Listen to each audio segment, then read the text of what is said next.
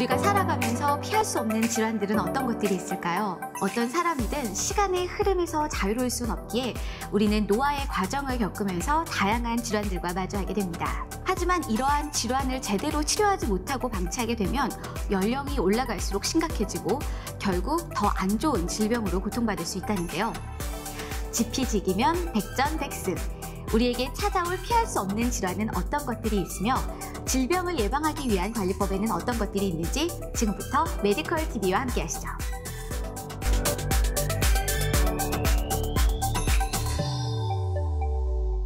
안녕하세요. 여러분의 메디컬 TV 건강지킴이 노금미입니다.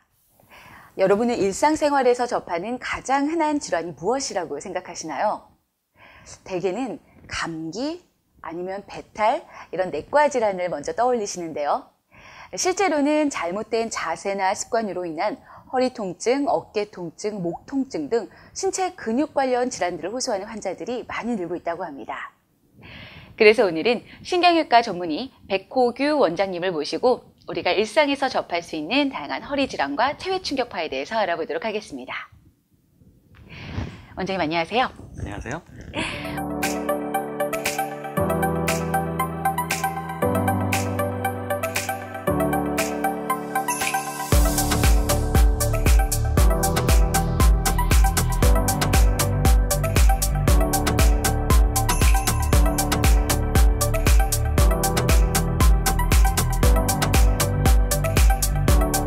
오늘의 주제가요. 저희가 이제 일상에서 접할 수 있는 다양한 통증에 대해서 좀 여쭤보려고 하는데 원장님이 환자분들 보시면서 가장 많이 통증을 호소하는 질환들은 어떤 것들이 있을까요? 네, 생활 습관의 변화로 인해 다양한 통증이 있으신 분들이 많은데요. 고령 인구가 점점 늘어나고 스포츠 및 여가 활동을 하는 인구가 많아지면서 척추, 관절 질환을 호소하는 분들이 점점 늘어나고 있습니다. 일반적으로 직장인분들은 평소 활동량이 부족하기 때문에 허리와 목 통증 등의 증상을 많이 호소하시고 이런 증상은 연령에 관계없이 나타나고 있습니다. 네, 그러면 지금부터는 이런 통증이 왜 나타나고 또 어떻게 치료할 수 있는지 시청자분들이 궁금해하시는 질문부터 좀 하나하나 여쭤보려고 합니다. 먼저 허리랑 관련된 질환들은 어떤 것들이 있을까요? 허리 질환 중 흔하게 볼 수 있는 경우는 퇴행성 디스크와 척추관 협착증이 있습니다. 이외에도 척추 측만증, 척추 분리증, 요추 염좌, 압박 골절 등의 다양한 질환이 있습니다만 실제로는 많은 분들이 허리 디스크 문제로 인한 통증으로 병원에 내원하시게 됩니다. 사실 저도 허리가 아프면 이거 허리 디스크 아니야? 이런 생각을 좀 먼저 하게 되는데 허리 디스크가 정확하게 어떤 질환인지 궁금합니다. 허리 디스크는 이제 현대인의 주요 질병 중 하나가 되었습니다. 하지만 디스크에 대해 정확히 알고 있는 사람은 의외로 드문 편입니다. 허리 디스크는 우리말로는 추간판이라고 하는데요. 이 디스크라는 것은 척추뼈 사이에서 충격을 흡수해주는 쿠션 역할을 하게 됩니다. 이러한 디스크가 퇴행성 변화를 일으켜 제 위치에 있지 못하고 탈출되어 있는 상태를 추간판 탈출증이라고 합니다. 흔히들 허리 디스크라고 이야기하죠. 디스크가 퇴행성 변화를 보이게 되면 정상적인 역할을 하지 못하고 주변의 신경을 자극해서 허리 통증이 생길 수 있고 심할 경우 엉치, 다리 쪽으로 통증을 일으킬 수 있습니다. 퇴행성 디스크의 초기에는 통증이 별로 없어서 이에 대한 치료가 미흡하기 쉬운데요. 나중에 참기 힘들 정도로 고통이 심해져서야 병원을 찾는 경우가 많습니다. 그렇다면 이런 허리 디스크가 왜 생기고요? 또 증상은 어떻게 나타나는지도 궁금합니다. 척추 질환은 각 질환마다 다양한 원인이 있지만 대부분은 퇴행성 변화 및 노화가 가장 흔한 원인입니다. 이로 인한 증상으로는 허리 통증과 함께 다리가 아프고 저린 방사통이 있을 수 있습니다. 퇴행성 변화를 일으킨 디스크가 신경을 자극하게 되어 신경의 분포 범위에 따라서 다양한 증상이 발생합니다. 허리 디스크로 인한 증상은 디스크의 위치에 따른 신경의 분포 범위에 따라 달라지기 때문에 꼭 허리에만 국한된 것이 아니라 엉치, 허벅지, 종아리, 발끝까지 다양한 부분에서 나타날 수 있습니다. 또한 통증뿐만 아니라 심한 경우 감각의 저하나 운동 마비 등의 증상이 나타나기도 합니다. 그럼 이렇게 통증이 있어서 병원을 방문했을 때는 어떤 진단과 또 치료가 이루어지는지 궁금합니다. 먼저 환자의 걸음걸이부터 시작해서 운동기능, 감각기능 등의 이학적 검사와 함께 신경학적 검사를 시행합니다. 통증을 유발하는 디스크의 위치에 따라 증상이 달라지게 되기 때문에 신체 검사가 매우 중요합니다. 또한 엑스레이 등의 방사선 검사를 시행해서 척추와 주변 조직들의 상태를 확인합니다. 필요한 경우 초음파 검사나 CT, MRI 등의 정밀 검사를 시행하기도 합니다. 환자의 상태 및 증상에 따라 적절한 검사를 시행해서 진단에 이용하게 됩니다. 이 허리 디스크 치료 방법도 좀 궁금해지는데요. 치료 방법에는 어떤 것들이 있을까요? 허리 디스크에 대한 치료는 크게 비수술적인 방법과 수술적인 방법으로 나눌 수 있습니다. 치료 방법을 선택할 때는 환자의 나이, 성별, 증상의 형태, 통증이 지속된 기간과 강도, 재발의 횟수, 환자의 직업과 작업량 등 여러 가지 조건을 복합적으로 고려해야 합니다. 일반적으로 퇴행성 디스크의 경우에는 비수술적인 방법으로 치료를 시작합니다. 약물 치료와 물리치료 등의 기본적인 치료 방법부터 주사치료, 도수치료, 체외 충격파 치료, 견인치료 등의 다양한 치료 방법이 있고 환자의 상태에 따라 가장 적절한 방법으로 치료에 대해 결정하게 됩니다. 네, 그럼 지금부터는 치료법에 대해서 좀 자세히 여쭤보도록 하겠습니다. 먼저 물리치료법은 어떻게 진행되는지 얘기해 주실 수 있을까요? 물리치료는 급성 요통의 경우 빠른 회복을 바랄 수 있지만 오랫동안 지속된 만성 통증의 경우에는 효과가 서서히 나타나므로 꾸준한 치료가 필요합니다. 냉찜질의 경우 갑작스럽게 허리를 다쳐 통증이 왔을 때 효과가 좋습니다. 뜨거운 찜질의 경우 긴장된 허리 근육을 이완시키고 혈액순환을 개선시켜 통증을 줄이는 역할을 합니다. 초음파 치료는 마찬가지로 열을 이용해 근육을 풀어주는 역할을 하는데 뜨거운 찜질과 차이가 있다면 깊은 곳까지 열을 전달해서 근육이나 인대, 관절 부위에 생긴 통증을 완화시킬 수 있습니다. 단순 통증의 경우 앞서 말씀드린 물리치료만으로도 어느 정도 효과를 볼 수 있지만 디스크의 변성으로 인해 신경 증상이 나타나는 경우는 추가적인 치료가 필요합니다.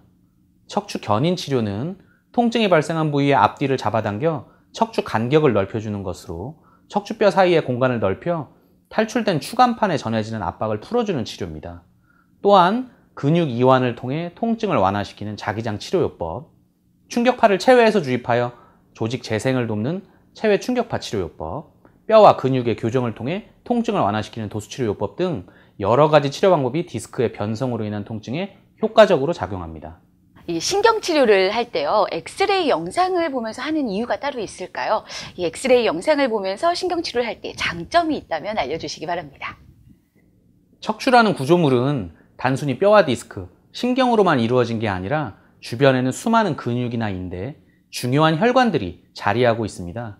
이러한 구조물들을 주의하면서 원하는 신경에 약물을 투여하기 위해서는 실시간으로 영상을 보면서 정확하게 시술하는 방법이 무엇보다 중요하다고 할 수 있겠습니다.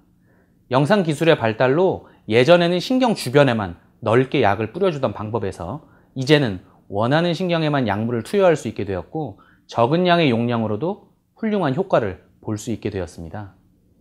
약물의 용량을 줄일 수 있다는 건 그만큼 부작용 또한 줄일 수 있다는 것을 의미합니다. 특히 어떤 분들이 신경치료를 통해서 효과를 볼 수 있을까요? 중재적 영상시술을 이용한 신경치료는 급성 요추 염좌와 같은 초기 질환 환자에서부터 앞서 말씀드린 디스크 환자, 퇴행성 디스크, 척추관 협착증, 후관절 증후군, 디스크 내장증, 척추 전이증 등 거의 모든 척추 질환 환자에게 적용할 수 있습니다. 특히 이러한 신경치료는 부작용은 적고 효과는 뛰어나기 때문에 비수술적 치료 방법 중 최선의 치료라고 말씀드릴 수 있겠습니다. 그럼 신경치료를 이용해서 치료를 했을 때 그 치료 기간은 어느 정도가 되는지 궁금합니다. 신경치료의 경우 각각의 환자마다 치료 효과는 다를 수 있습니다만 대부분의 경우 몇 차례의 시술로 짧게는 수개월에서 길게는 수년 동안 좋은 효과를 볼 수 있습니다. 수술에 따른 위험성이나 합병증, 재발 가능성 등을 고려할 때 신경에 대한 주사치료는 비수술적 치료 방법 중 가장 최선의 치료라고 할 수 있겠습니다. 아울러 앞서 말씀드린 물리치료나 도수치료, 충격파 치료 등과 병행하여 치료하면 더욱 효과적인 치료가 될 수 있습니다. 이 허리 디스크에 대해서 좀 얘기를 많이 해주셨는데 허리 디스크랑 비슷한 질환 중에서 척추관 협착증이 있다고 좀 들어봤습니다. 이 협착증은 어떤 질환이고 또 증상이 어떻게 나타나는지 궁금합니다. 척추관 협착증은 척추관이라고 하는 신경통로가 좁아져 통증이 발생하는 질환입니다. 척추관 협착증이 발생하는 가장 큰 원인은 바로 노화입니다. 나이가 들면 디스크의 수액이 노화돼서 딱딱해지면서 척추뼈 밖으로 튀어나올 만큼 부풀어 오릅니다. 이로 인해서 척추를 감싸고 있는 관절이나 인대도 점점 두꺼워져서 신경 통로인 척추관이 좁아지게 됩니다. 척추관 협착증은 주로 60대 이상의 노년층에서 많이 발생하게 되는데요. 사회 활동의 변화 추세에 따라 요즘은 60대 이하의 장년층에서도 많이 발생하고 있습니다. 협착증이 있는 경우 허리 통증과 함께 방사통, 즉 다리에 뻗치는 듯한 통증이 반복적으로 발생할 수 있고, 통증으로 인해서 오래 걷지 못하고 가다 쉬기를 반복하게 될 수 있습니다. 혹시라도 이런 증상이 있는 분들은 척추관 협착증 가능성이 있기 때문에 주변 병원에 내원하셔서 진료를 받아보시는 것이 좋겠습니다. 이 허리 디스크랑 차이점이 있을 것 같은데 어떤 차이점이 있는지도 좀 알려주시기 바랍니다. 흔히 허리 디스크라고 불리는 추간판 탈출증은 사실 척추관 협착증과 닮은 부분이 많습니다. 두 질환 모두 디스크의 퇴행성 변화로 인해서 신경이 자극을 받아 통증을 유발합니다. 기본적인 통증 발생의 메커니즘은 비슷하다고 볼 수 있습니다. 척추관 협착증은 말씀드렸던 대로 노화로 인해 발생하는 빈도가 높고, 상태가 심한 경우 보행 시 다리가 터질 듯이 아파 가다가 쉬기를 반복합니다. 허리 디스크의 경우에는 오히려 걷거나 서 있을 때 증상이 완화되고 앉아 있을 때 통증이 더 심해서 오래 앉아 있기 힘든 경우가 많습니다. 또한 척추관 협착증은 주로 50대 이후에 중장년층에서 많이 발생하는 편이고, 허리 디스크는 중장년은 물론 20대, 30대 젊은 층에서도 많이 발생하는 편입니다. 척추관 협착증의 치료 방법도 좀 궁금해지는데요. 어떤 치료 방법이 있을까요? 척추관 협착증의 치료에는 비수술적 치료와 수술적 치료로 나눌 수 있습니다. 일반적인 경우에서는 비수술적 치료를 통해서도 충분히 증상을 호전시킬 수 있습니다. 비수술적 치료 중 최근 결과가 좋은 것으로는 특수 신경블록 치료가 있습니다. 기존의 비수술적 치료들과 비교해서 통증을 크게 줄일 수 있는 좋은 치료 방법입니다. 말씀 중에 특수신경 블록 치료를 얘기해 주셨는데요. 이게 정확하게 어떤 것이며 또 어떻게 치료가 이루어지는지 궁금합니다. 특수신경블록 치료는 수술 없이 허리 디스크와 척추관 협착증을 치료하는 방법으로 실시간 영상장치를 이용해서 직접 척추 상태를 확인하며 통증의 원인이 되는 부위를 찾아 치료 약물을 주입하는 특수치료법입니다. 척추 주위의 근육을 이완시키고 관절 기능을 회복시켜주는 약물, 신경의 염증과 부종을 줄여주는 항염증 약물, 신경 주위의 유착을 녹여주는 효소제 등의 약물을 주입해서 척추의 기능을 정상화시켜주는 최신의 치료법입니다. 이렇게 비수술적으로도 효과적인 척추 질환을 치료할 수 있다고 하니까 굉장히 희소식인데요. 아무리 비수술적인 방법이어도 혹시 아프거나 위험하진 않을까 걱정이 되게 마련이거든요. 어떤지 궁금합니다. 특수신경블록 치료는 실시간 영상장치인 C암 장비로 척추 구조물을 직접 보면서 시술하기 때문에 안전합니다. 임상 경험이 풍부한 의료진에 의해 시술할 경우 환자 개개인의 상태에 맞게 시술 부위와 투약 성분을 결정하게 되기 때문에 안정성과 치료 효과를 극대화할 수 있습니다. 시술 시에도 통증이 거의 없고 의료진과 대화하며 편안하게 시술을 받을 수 있으며 시술 시간도 몇 분 이내로 진행되기 때문에 부담 없이 치료받을 수 있습니다. 그렇다면 허리 디스크나 척추관 협착증 이외에도 이 특수신경 블록 치료를 통해서 좀 효과를 볼 수 있는 다른 척추 질환들은 어떤 것들이 있을까요? 허리 디스크와 척추관 협착증뿐만 아니라 급성 요통, 좌골신경통, 만성적으로 허리 통증이 지속되는 경우 등의 다양한 증상에도 효과를 볼 수 있습니다. 척추관 협착증을 예방할 수 있는 활동이나 치료 후에 같이 병행할 수 있는 활동들은 어떤 것들이 있을까요? 건강 유지에는 늘 적당한 운동이 병행되어야 합니다. 협착증이나 추간판 탈출증이 있으신 환자분들에게는 일반적으로 걷기와 수영을 추천합니다. 허리에 무리를 주지 않으면서 가볍게 할 수 있는 운동입니다. 스트레칭을 꾸준히 하는 것도 도움이 됩니다. 근육 이완과 유연성 회복을 통해 통증을 완화시킬 수 있습니다. 다만 과도한 운동과 활동은 척추 건강에 오히려 해가 될 수 있습니다. 무리가 되지 않는 선에서 자신에 맞는 운동법을 시행하는 것이 필요합니다. 네, 원장님 마지막으로 허리 통증 있는 분들에게 한 말씀 부탁드리겠습니다. 환자분들께서 처음 통증을 경험하게 되면 검사나 수술에 대한 부담 때문에 병원을 찾는 것을 미루게 되는 경우가 많습니다. 적절한 시기에 올바른 치료를 받게 되면 치료 경과도 좋은 경우가 많지만 적절한 시기에 제대로 된 치료와 관리를 받지 못하면 상태를 더 악화시켜 치료를 어렵게 만듭니다. 통증 및 기타 증상의 초기에 전문의를 찾아 정확하게 진단받고 치료를 시작하는 것이 치료 기간도 줄일 수 있고 치료 효과도 좋습니다. 최근에는 수술 없이 치료할 수 있는 방법들이 다양하게 있으니 부담 없이 병원에 내원하셔서 치료받으시기를 권해드립니다.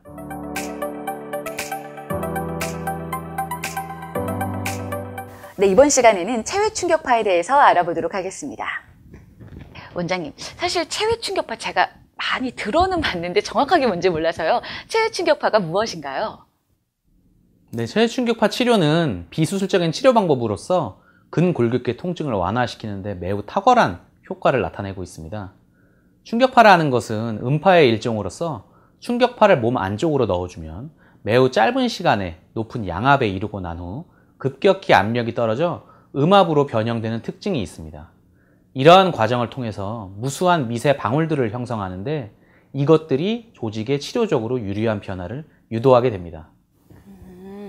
근데 원래 체외 충격파는 보통 이제 돌을 깨는, 그러니까 요로 결석 같이 돌 깨는 데 사용하는 그런 장비로 알고 있는데 아닌가요? 네, 맞습니다. 체외 충격파는 요로 결석, 신장 결석 등을 수술 없이 충격파로 분쇄해 소변으로 배출되도록 하는 시술이었습니다. 이것이 근골격계 질환을 치료하는 데 사용되면서 그 활용성이 다양해지고 있는데요. 근골격계 체외 충격파 치료는 쇠석술의 10분의 1 정도의 에너지로 혈관의 생성을 유도해서 조직을 재생시키는 역할을 하게 됩니다. 네, 그럼 지금부터는 이 체외 충격파에 대해서 조금 더 구체적으로 여쭤보도록 하겠습니다. 먼저 이 체외 충격파의 종류에는 어떤 것들이 있을까요? 체외 충격파 치료는 충격파를 생성하는 방식에 따라 집중형과 방사형 두 가지로 나눌 수 있습니다. 집중형 체외 충격파는 전기 수압 방식, 압전기 방식, 전자기 방식 등의 과정을 통해서 통증 부위에 집중적으로 충격파를 전달해서 통증을 치료합니다. 방사형 체외 충격파는 충격파 기계 내부의 압력파를 사용해서 통증을 치료하게 됩니다. 집중형 체외 충격파와 방사형 체외 충격파는 어떤 차이점이 있는지도 궁금합니다. 치료 원리의 차이가 있습니다. 집중형은 충격파에 의해 발생되는 미세 방울들, 마이크로 버블이라고 하는데요. 이것에 의해서 세포 내의 물리화학적 변화를 일으킵니다. 방사형은 조직의 진동을 발생시켜서 미세 순환의 개선과 대사작용의 증가를 유도합니다. 또한 치료 깊이와 에너지 크기의 차이가 있는데요. 집중형은 깊은 부위까지 침투할 수 있고 방사형은 보통 2-3cm 정도의 깊이까지만 침투할 수 있습니다. 압력의 차이도 최고 압력을 비교했을 때 방사형의 경우 집중형 충격파의 100분의 1 정도로 차이가 납니다. 그렇다면 환자들이 가장 궁금해하는 이 체외 충격파의 치료 원리는 어떻게 될까요? 체외 충격파는 쇠석술과 마찬가지로 통증이 발생한 부위에 집중적으로 충격파를 발생시켜 치료합니다. 충격파로 인해 세포 내에 생성된 미세 방울들이 혈관의 생성을 일으켜 재생치료를 유도합니다. 또한 인대와 근육 등의 손상 부위에 림프 조직을 활성화시키고 조직 잔여물을 제거해서 혈관 확장 및 항염 효과를 일으킵니다. 이 체외 충격파는 또 어떤 효과가 있는지도 좀 궁금한데요. 답변 좀 부탁드리겠습니다. 정밀 진단 후에 통증을 유발시킬 수 있는 압통점 부위는 모두 치료의 대상이 됩니다. 건과 인대, 근육 부위에 모두 충격파 치료를 적용할 수 있습니다. 또한 척추의 퇴행성 디스크, 어깨 회전근 질환, 무릎 관절염, 족저근막염, 아킬레스 힘줄염 등 전신의 근막 통증 증후군 등에서 수술 및 주사 치료를 대체할 수 있을 정도로 치료 효과가 뛰어납니다.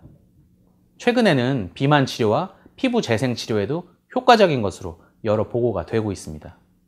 혹시요, 이 체외 충격파의 장점이 있을까요? 우선 제일 큰 장점으로는 부작용이 거의 없습니다. 마취나 절개를 할 필요가 없기 때문에 일상생활로의 복귀가 빠릅니다. 이전에는 충격파 치료 시 통증이 있는 것이 가장 큰 단점이었으나 집중형 충격파와 방사형 충격파를 동시에 치료함으로써 압력의 세기를 줄여 치료 시 통증도 줄이고 치료 효과도 높일 수 있게 되었습니다. 다른 방법의 치료에 효과가 없는 경우에도 효과적으로 통증 완화 작용을 나타내며 만성 통증 부위나 최근 발생한 급성 통증 부위 모두에서 적용할 수 있는 점이 가장 큰 장점이라고 할 수 있겠습니다. 좀 더 명확하게 효과를 보려면 이 체외 충격파를 얼마 만에 몇 번 정도 치료하는 게 좋을까요? 체외 충격파 치료는 평균 한 부위당 주 1, 2회, 4주 정도 치료를 받습니다. 물론 환자분의 병변 부위의 상태에 따라서 더 많은 치료가 필요할 수도 있습니다. 급성 통증의 경우에는 1, 2회만으로 효과가 나타날 수 있지만 만성 통증의 경우에는 치료 효과가 서서히 나타날 수 있습니다. 네, 원장님 마지막으로 당부에 한 말씀 부탁드리겠습니다. 체외 충격파 치료는 최근 통증 영역에서 세계적으로 권위 있는 저널들에서 그 임상적 유효성이 입증되고 있고 미국 식품의약국 FDA로부터 공인을 받은 효과적인 치료 방법입니다. 체외 충격파 치료는 다른 치료법과 병행할 때 통증에 매우 효과적으로 작용하기 때문에 상태에 대한 정확한 진단 이후에 시행될 경우 급성 및 만성 통증으로부터 해방될 수 있는 좋은 기회가 될 수 있습니다. 통증이라는 것은 빠른 시기에 치료 시에 더 효과적일 수 있으며 치료 시기를 놓치는 경우에는 만성화돼서 치료도 어렵고 환자분의 고통도 커질 수 있습니다. 현재 통증이 있다면 애써 참지 마시고 병원에 방문하셔서 빠른 시일 내에 치료받도록 하시는 것이 좋겠습니다.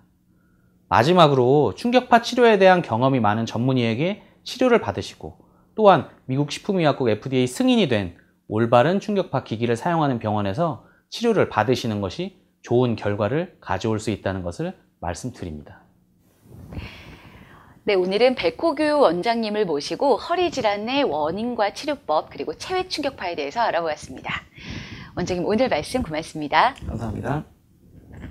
네, 오늘은 일상에서 겪는 다양한 통증에 대해서 알아보았는데요.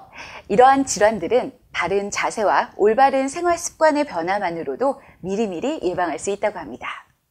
오늘부터 사소한 생활 습관의 변화 하나만으로 건강을 한번 지켜보시는 건 어떨까요? 메디컬 TV였습니다.